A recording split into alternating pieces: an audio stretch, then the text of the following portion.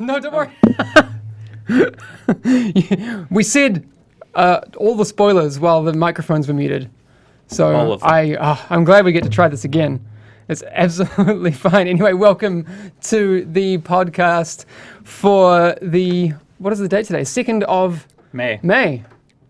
Yes. The day after, The day after May Day. Arbeit Yeah. Dog or whatever it is. Arbeitstag, yeah. Which I guess is Labor Day for other places in the world. Yeah, I think so. Yeah, I don't really know how it works. Anyway, it's a day off. 2 days before May the 4th.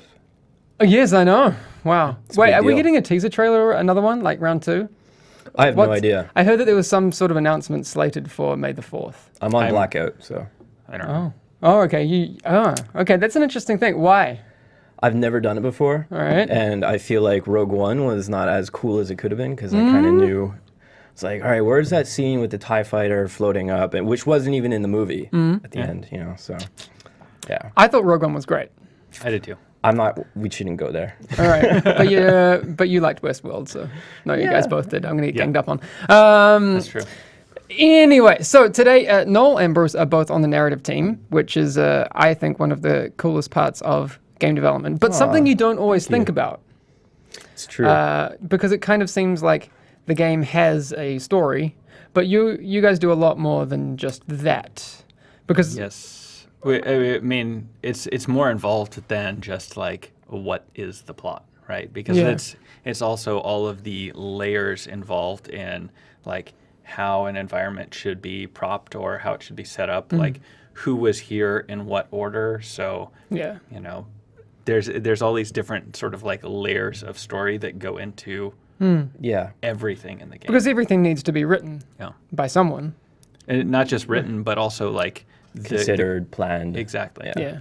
Given logic, I guess. I would say that we are the shepherds of logic, Ooh, but we try. that sounds sexy. I That's like what we that. try to do the most. I think Bruce. it's just sort of like Shepherd of logic. shepherd of logic. Senior shepherd of logic. That would And be it, with mixed results, obviously, But Sure. I think a narrative designer, my old boss who gave me the job for the first time, like, I don't know, 6 years ago or something, she said that my job was to basically uphold the integrity of the narrative. So, and it's very broad, very broad. So Yeah, that's broad. we get, the writers or the narrative director will mandate that this mission or this place needs to be this way, or we need to say these things, and then it's our job to kind of liaison with all the different departments and make sure that that kind of gels in the end. Yeah. Yeah, because obviously there's other components to just writing these things. They have to be visually represented, and you have to talk to other stakeholders in that whole thing. Yeah. So I know you guys, when we do, for example, like a mission, you guys will be assigned to a team with, like a level designer, a game designer. How does that So process kind of work? So generally, we're assigned to multiple teams. So whereas like a level designer and environment artist might work on like one very specific area at a time, we are usually on multiple things at once. So we're sort of, we have a little bit bigger like picture understanding of what's going on because we kind of have to. Yeah. Yeah. Yeah. Can we get some introductions? Well, I was actually going to take it back a little bit with these guys specifically. I mean, I know these guys better than you do because we D&D, well, not as much as I wish we would, but we're trying to do a bit more of that. We'll talk about that soon, I'm sure. But Noel, as I said earlier, Noel and Bruce are both on the narrative team. Noel, how long have you been at Massive now? 3 years in 10 days. Wow, okay. No All right. kidding. Wow. Still It's almost enjoying your anniversary. Yeah. Still Very enjoying Malmö? Yes. Now that it's getting more sun? It's getting more sun. it's getting more convenient. Like it's funny. I was talking with John, who's our lead narrative guy, this morning, and as it turns out, over the 3 years, we've made massive strides in the city in getting food delivered directly to your house. No, it's true. Onlinepizza.se is I mean, you know now. That but actually, because I used to use that when I came here 2 years ago. Or it does more than pizza now. It's evolved. Yeah. It's become really accessible and very polished experience. Oh yeah, Yeah. that's true. Yeah, I was it's impressed. fancy. Yes, but Sorry. sidetrack. Where are you guys from? Noel, you're from I'm the from SD. a little place called Big Sur, California, originally, Mm-hmm. but I spent most of my professional life in San Diego. So before you were at Massive, where were you working on what kind of stuff? I worked at Tryon on a game called Defiance for 5 years. What, So, like narrative from their things, or- very pre-production. I worked on everything on that game. So It was I just worked you. on. I did everything. No, just we had a huge team, but I started from the very beginning when there were just like 5 designers, and like we were 30 people like crammed into an office like with the lights turning off because, well, we were overloading the circuits and stuff like that. Whoops. Not great. Yeah, so fantastic. At any rate, so I did 5 years there, and sort of that was my like toe into into working on like shooters and stuff like that. Because prior to that, I was at Sony Online, and I worked on EverQuest 2 for 7.5 years or something like that. Wow. Okay. Apologies for the rubbish truck that's outside. It does go to show that we do not have a professionally insulated sound studio. It may look like I was it, wondering what but that was. but it's The windows were the rattling. windows are rattling, all of that sort of thing. So don't be fooled by the fancy LED lighting that we have. We're Yeah. just being invaded. It's cool. It's just all a lie. the We're Russians. actually just in the corner of the office and everything's falling to shit. But that's fine. So, I mean, you've been doing game stuff for a while, and I'll ask you in a bit exactly how you would recommend people get into similar things. But Bruce, what about you? You've been at Massive a little bit less. I'm actually, so August 16th or August 18th will be my 3-year anniversary. So Okay. I came a few months after you did. Yeah, it's pretty sweet here. Yeah. Onlinepizza.se. Check it out. It's the reason to stay. It's not Totally the only sponsored. reason we work Totally at Massive. sponsored. We should get sponsorship. We Yeah, totally that'd should. be great. All right. Well, There should be a little pizza logo. I'll somewhere. work on that. Well, I could sell this ad space right here. Pizza for pizza. The biggest market ever. Yeah, exactly. Pizza and nerds. It's a beautiful Speaking of combination. EverQuest too, you guys spearheaded the /pizza, didn't you? Oh, yes, we did. Yeah. Yes, we did. What? I Luke- don't know about this. I actually. thought I'm this was sorry. a Red Bull. I'm sorry, but I never played EverQuest. Oh, that's perfectly fine. Good for you.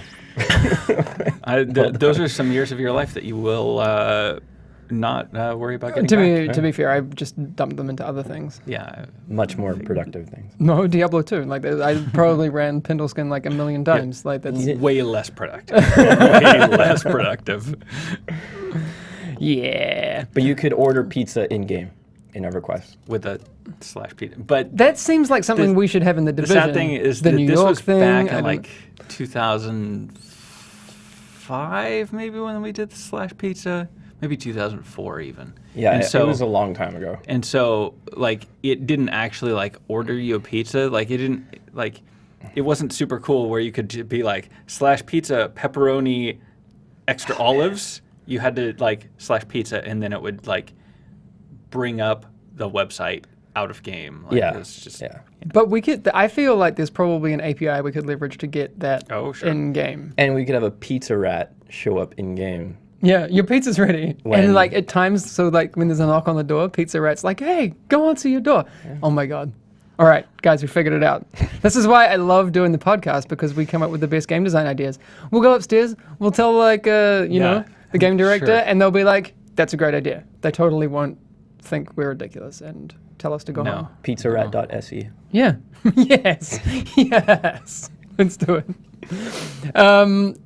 Anyway, before we were talking about pizza, I was asking you how you found your way here. What were you doing before you were at Massive? I was at Eidos Montreal. I was working on Deus Ex. I did Human Revolution, and then I worked on, as a game designer actually, I've kind of done every design job Okay. officially, technically. right. Like I started as a level designer.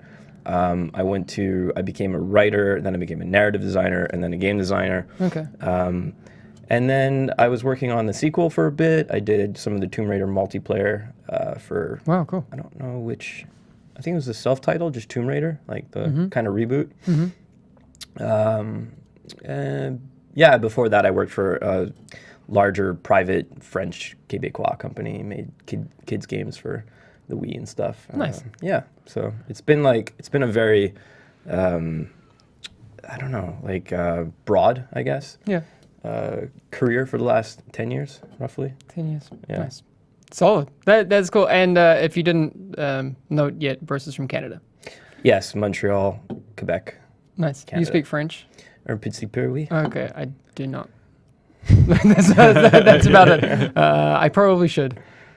I think I would honestly learn French faster than I would learn Swedish because there's a lot of people here that just brute force the French. Yeah, Yeah. I would say it's doable. Yeah. There's less vowels. There's more grammar, I think. Yeah, definitely more grammar in French. Yikes. That's not fun. We'll But you don't see need how we that go. for talking. Only for No, writing. that's true. You know. That's true. Well, I mean, you need to know how to compose your sentences. I found True. that. True. Yeah. It was Forget funny about though. gender. You'll never figure it out. Yeah. So we usually we were around at Bruce's the other night for pizza and werewolf and birthday times because it was your birthday. It was my birthday. Yes. Happy April late 22nd, birthday. birthday. Yes. You and the Earth. 6,000 Born years on- old. Born 6,000 6,000 years ago. Sorry. All right. Okay. That's it. We're gonna get in trouble. Well, it's flat too. It is flat. That is true. Thanks. There are some NBA players who are speaking out as flat earthers at the moment. Oh yeah, yeah. NBA. Shaq's a flat earther. Oh, is he? Yep. That point guard. Maybe it's because he's so tall. He's worried that he might just like. Well, I mean, he's so Float tall he can off or- see that it is not It's curved. exactly. Yeah, he watches the Maybe ships. he knows more than we do. Yeah, he sees the masts go off in the distance, and they just stay level. You know, Wow. Never go. they never go down. Never see anything. But what happens when you get to disappearing the over end? Do you get to the end, or like does it just? It's like Pac-Man. But is Earth just a tiling texture where you run off one side and then you're just you happen to be at the other coordinate? It's the only way I can. The Earth make is sense of actually it. 512 by 512. That's To in make a reality. texture. Yeah. Kyrie Irving, yes, thank you. Hokage Shane, the Cavs point guard, is also a flat earther. Oh well. It's unfortunate. Yes, it's true. I see a comment here from Spangaya84 saying, I can usually tell the difference between an American and Canadian and an Australian and someone from New Zealand, but I just find it strange. Basically, it comes down to it. It's just weird. Yeah, it's true. Has anyone made a Canadian joke yet? With No, but I was going Hey. to make one where we were around at your place and you went super Canadian when your parents called on Skype. It was awesome. I wish I could hear it again. I'm gonna take your word for it. I'll believe you, but There were so many boots. Yeah, it was great. I loved it. I mean, you were there. It was fantastic. It was good stuff. Yeah. I think you all just had a quiet agreement that you would all agree that I was super Canadian. No. No, it Like happened. all 12 of you, you know. But I all had mean, a you wink. guys all had like some hoax that imaginary howling happened, but that like wasn't. Oh no, even the no. thing. That was not most an accident. assuredly. No, okay. So to give a bit of context, everyone, we were playing werewolf, and I was a werewolf, and they somehow thought that I howled. I was compelled to howl Yes, for everyone. whatever reason. No, not everyone. Everyone in the Two room was people. like, Two people were like, "Oh, he howled, so he must be a werewolf." I don't. The logic, anyway. It was true. I mean, I was a werewolf. You were just so because you guys Maybe have I to was legit understand that excited. Hamish is a fantastic werewolf moderator, and you Yes. had been moderating the last game. So I think you were just so excited to finally play, and not only did you finally get to play, but you got the werewolf on the first round. So you This couldn't is contain true. yourself. I also That's, think that it was like part of your like sort of like normal moderator self, where you were like, Okay. oh, the night falls, and you know, That's now a good point. the werewolves Right. wake up. Yeah. Oh, okay. You were I- adding. I You're think- embellishing. yeah. Yeah. Just So I no- don't think it was like you were like doing it to say that it was like you were a wolf. It was more like, oh, the wolves come out. You also Maybe. when you were looking down, Jeremy said, "Open your eyes." Wolves, open your eyes. You were talking, and so your voice went from like low, and you had a lot of tells. I think you got to work on your wolf game. I usually try and like triple bluff. It just did not work in this case. But now Next time the thing. it'll work. Now because I'm playing like the super long game, you'll never know. Oh, right. Right. Yeah. Okay. Got it. Yes. But you just told us the whole. Or did I? Is it a quadruple Oh bluff? man, it's going backwards now. We're I'm at just gonna- negative I'm just infinity gonna- bluff. It's so meta. Play it like I see it. You'll never know. One of the things I wanted to ask you guys, because I don't know about you, but before I was working in the industry, I embarrassingly got to, I don't know, I guess age 22, 23, before I even thought that working in games was a possibility. Like I didn't even think about it, which was strange because I was working in a lot of 3D graphics and these sorts of things, and I was like, okay. Same. So- Honestly, it was pretty much the same for me too. Yeah. Why writing? Well, that's the thing. I even to this day, I don't really consider myself a writer. Okay. I've done it, professionally in a capacity, I've never written a novel or a short story, had anything published like that, but I've written all kinds of dialogue. I've written side quests, for Human Revolution, for instance, Deus Ex. But that's the thing, like I originally was studying to become the next, I wanted to make film, like Yeah. I always wanted to do something visual. Yeah. Because I love film, like it's always been a big part of my life. But gaming was always bigger than that, Sure. But I never thought that there was sort of like an avenue to achieve a career in it. It was just something that other people did.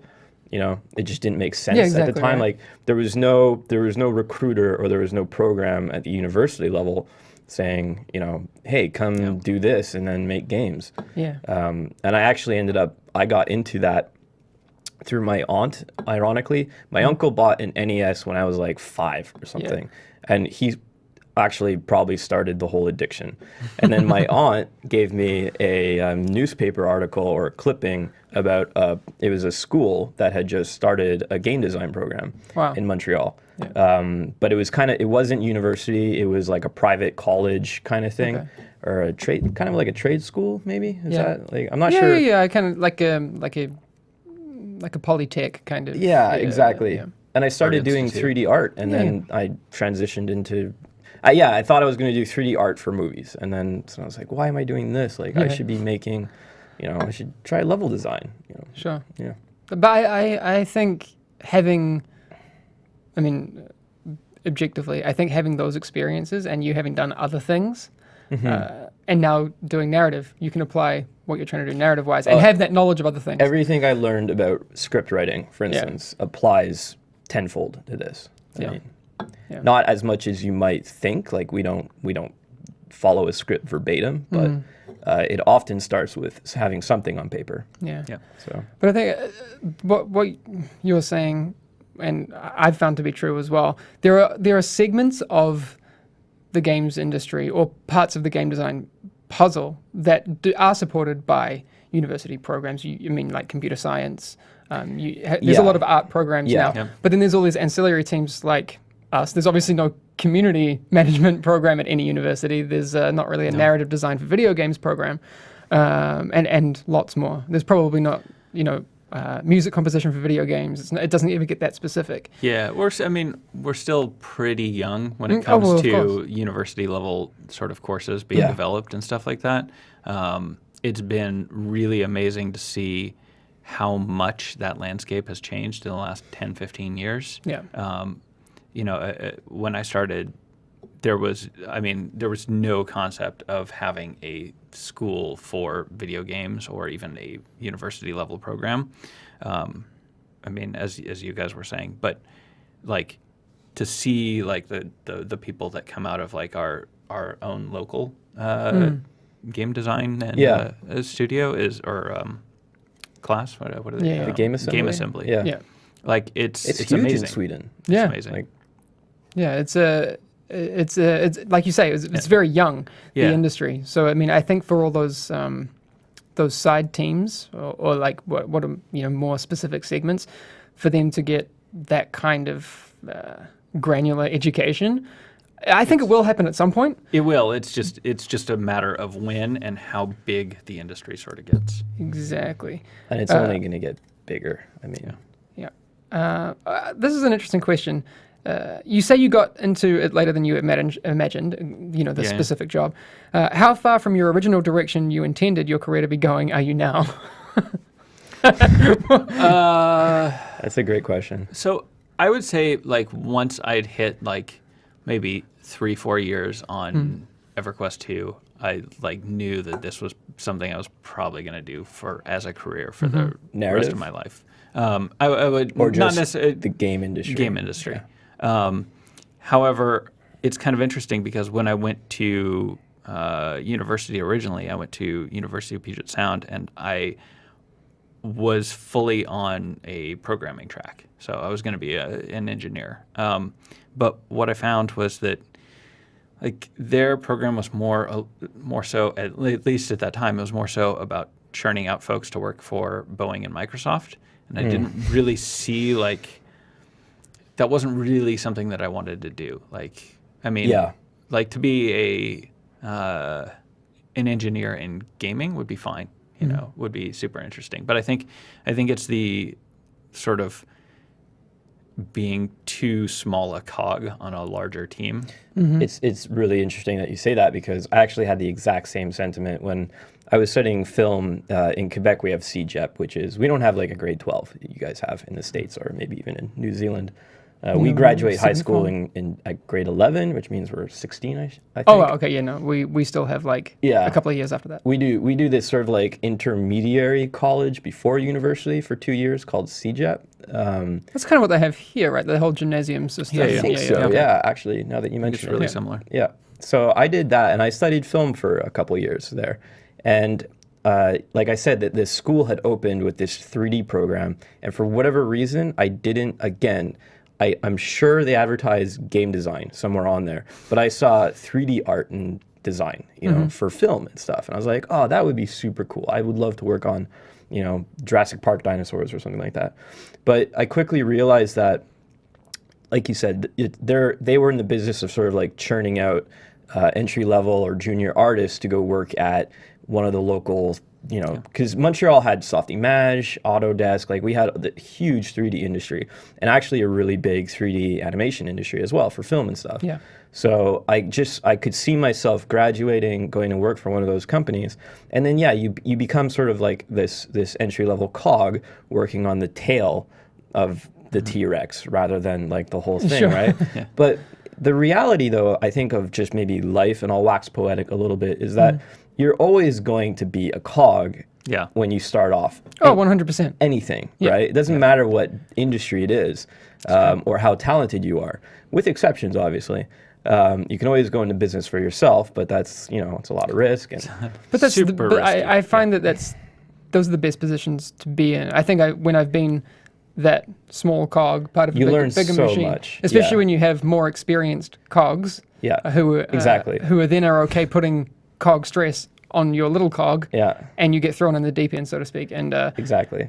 that's the best way to learn anything. And I just I think it's really important that anyone who's considering whether it's working in game industry or any creative industry anyway, Yeah. especially is that you're going to be that little cog, but it's so important to find that niche, but also I think because it was games, I didn't care. I really didn't care that I was like a little cog. I don't think I would have been happy working at Autodesk or one of the thousands of little CG production studios that they had there, working on the Captain America's boot or something. It wouldn't have been my jam. Sure, I get But that. going to work, Maybe for someone else, but I totally understand. Yeah, that. it's also one of those things where I think you see the results of your work really quickly in games. Like, I mean, Yeah. you literally do it, and then you see it there, and then you test it, you play with it, and then you go, oh no, I want to do something better, or I want to do something differently. Yeah. Right? That's a huge part of it. And I think that a lot of industries, even when you're like a small cog, you don't see that because Yeah. like if you're in the film industry and you're working on like a tiny little scene and like your thing is like, I need to make this door dent, right? I had one of those. I used to work in advertising, and I remember coming to the realization when I was like, this isn't for me. But I used to make supermarket adverts in New Zealand. But one of the smaller jobs I had was for an All Blacks advert, and my task was to figure out the fluid physics for a Coca-Cola splash if you splashed a rugby ball into a puddle of Coca-Cola. And that was my job. And I had to like simulate liquid physics and real flow and that sort of stuff. It was like, I was like, this is fun. And then I was kind of like, yeah, What am I doing? I don't care about this. You need to. That's the thing. It really does come down to being a part.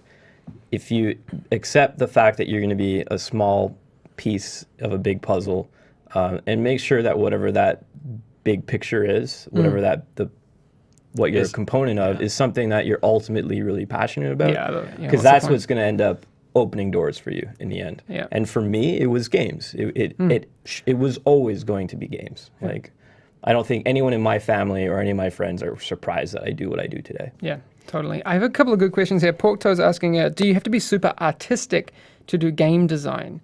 So game designers, that's also one of the ones that, it's getting more traction in terms of education. Yeah. But it sits sure. within those things. When you speak to game designers, they come from usually something else, or they've just gone ahead and done self-directed things. Like, I'm a game designer because I made this thing. Yeah. Also, depending on the studio, game design is broken up into many, many different sections, right? I mean, like, because you could be a game designer and be a level designer. Like in a lot of places, those two positions are synonymous. But for what it means for us is it means more like system design, right? So like economy. Oops, as I knock over my coffee cup. Economy, like AI.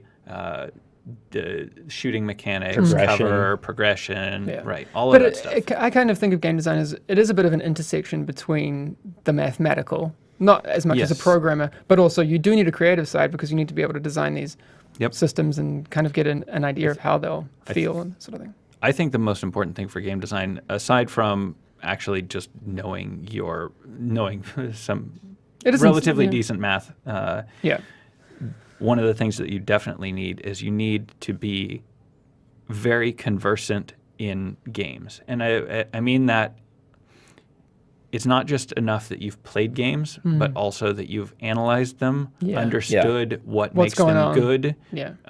And then sort of the more you can drill down into the specifics of what makes things good, then the more you'll be able to convey that to other people, other teams that need to sort of also like carry out like what your vision is for that. So yeah.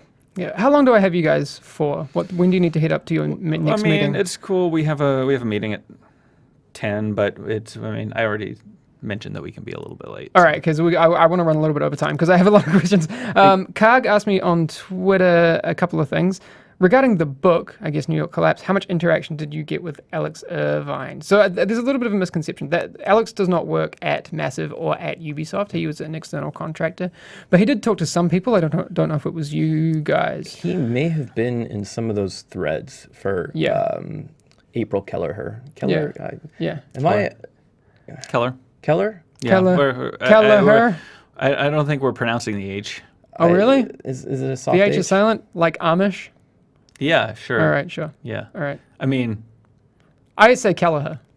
okay. Right, yeah, but I've been probably mispronouncing it this whole time. But you guys specifically would have little interaction, but with some other people, he was definitely working with Massive. I mean, so he was definitely working with Massive, and you were definitely involved, like pretty deeply with brand collaboration and stuff exactly, for the April Echoes.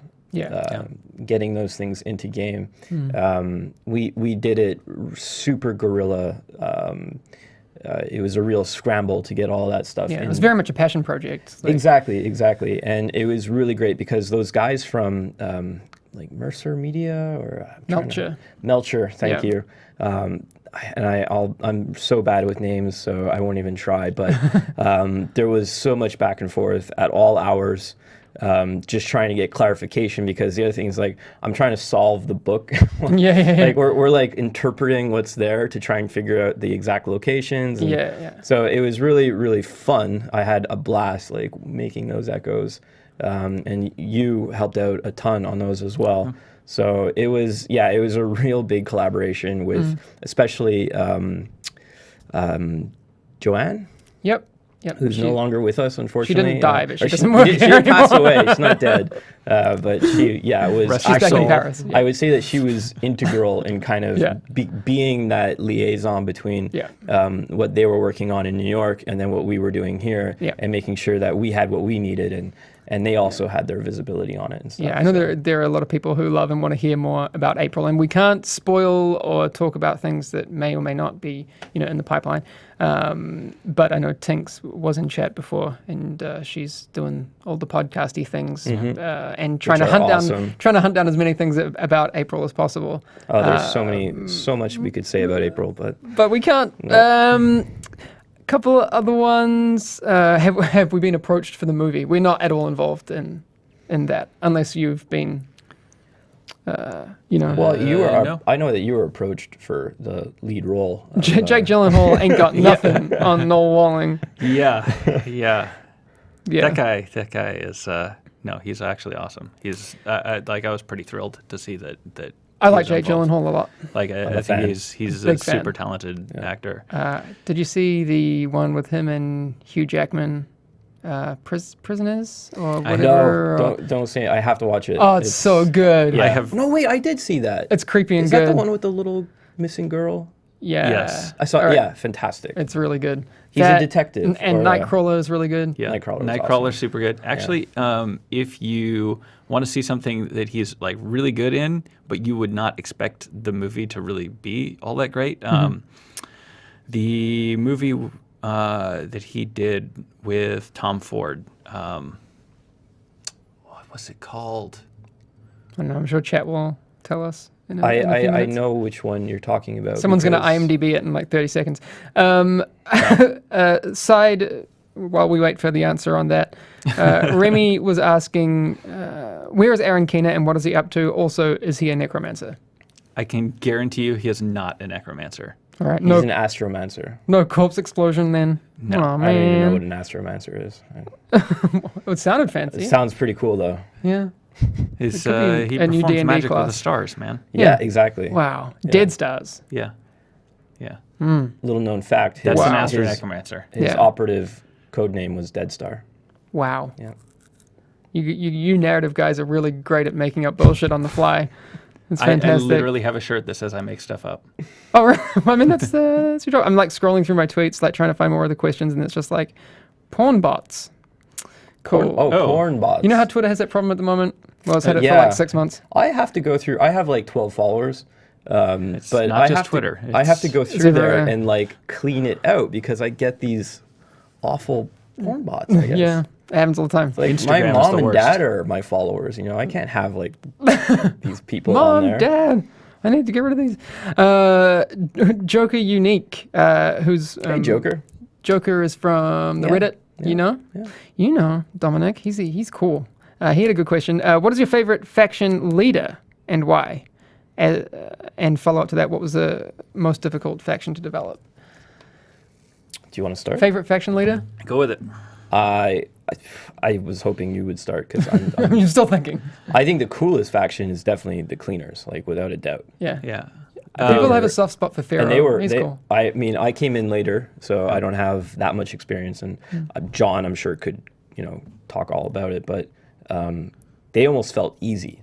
Yeah, I mean, I would say that the Cleaners felt easy because they were the most sort of like outlandish and like we're less bound to like sort of realism with them in a way. And so they were. And there was no real iteration on them. Like they were pretty much just sort of like popped out, like fully formed.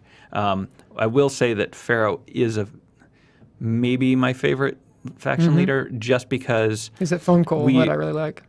So if you do all of the collectible stuff, you see this arc with him that we don't really get with the other faction leaders, right? I mean, Bliss sort of comes out like he's fully formed. He doesn't have an arc per se, right?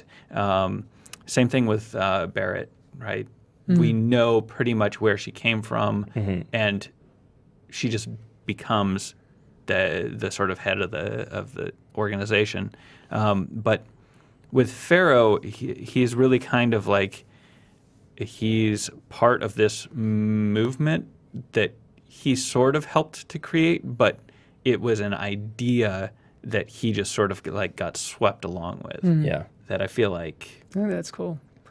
I also had some other questions, and I won't waste time trying to go through, but I remember someone asking, were there other factions that you guys were developing that didn't make it in? Of course there were. Yeah, so I would say, I mean, all of this is a process where we basically come up with a whole bunch of stuff, and then we distill stuff down until we come up with sort of like a clean, like sort of functional group of factions that fulfill all of the needs for the game. Yeah. I actually saw one of the questions on Twitter was something about the Bratva, right? Oh, the Bratva, yeah. And so the Bratva aren't, I mean, like if you saw something about them in game files, they're not a faction that we currently have. They're what the Rikers came from, right? Like that was the role that the Rikers like ended up filling, which is sort of this sort of criminal like faction. So yes, is the answer to that question. There were other ones. Will they ever, come back? I don't know. I mean, it's we're not here to talk about those things today, but maybe in the future we'll have more things to talk about. Do you guys have any memories of what your favorite single narrative portion of the game is? I know you worked a lot on the Noble Squad Echoes and that sort of thing, so that's off the table. You can't use that. But are there any specific collectibles or little narrative breadcrumbs that you hold dear? Oh, my favorite is the On Fleek Echo. On Fleek? Or not an Echo, but collectible. the collectible? Yes. That one's pretty great. You get that pretty early on. I mean, I've got to say, like, there's nothing more fun than writing two teenage girls. Did you write this? Yes. Yeah. You wrote the On Fleek? All right, there you go. Wow. All right. That's my favorite. And that's I feel obligated to give a shout out to Rob Biescombe, and just like his presence, kind of inspired so many. There's so many memes, and there's nothing better than some old people like talking about the new words that they found out. This is how that teenage kids are girls using. talk, right? Yeah. This is well, if there are any teenage girls in chat, please let us know if the On Fleek phone call was at all accurate. It was totally exactly accurate. So what kind of research do you have to do when writing something like the On Fleek phone hang out call? with Rob. Hang out with Rob. No, so I have weird musical tastes that sort of like, I guess you could charitably call them eclectic, but often they include lots of pop music. And so I don't know, I just kind of channeled my inner Katy Perry. There you go. Solid. All right, listen to lots of Katy Perry and you could be the next narrative. Have an eclectic taste in music. Oh, there you go.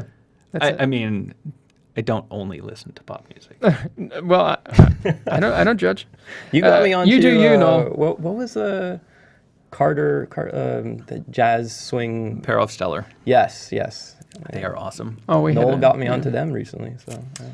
Yeah, and then they had a good jazz troll conversation with me on Facebook. Anyway, that's another thing. So I do want to let people know we're hiring. Lots of positions are open. If you type !jobs in chat, you'll see a list of those. Well, you get a link to that, which is massive.se/jobs, and you can come work with us or not. Maybe we've completely turned you off the whole idea. If you don't like pizza and you don't like Canadians or Pizzarat.se. Americans. Yeah, exactly. We're still looking for pizza sponsors, so if you have those hookups, do let us know. But I'll let you guys get to a meeting because you're already 10 minutes late. Thank you.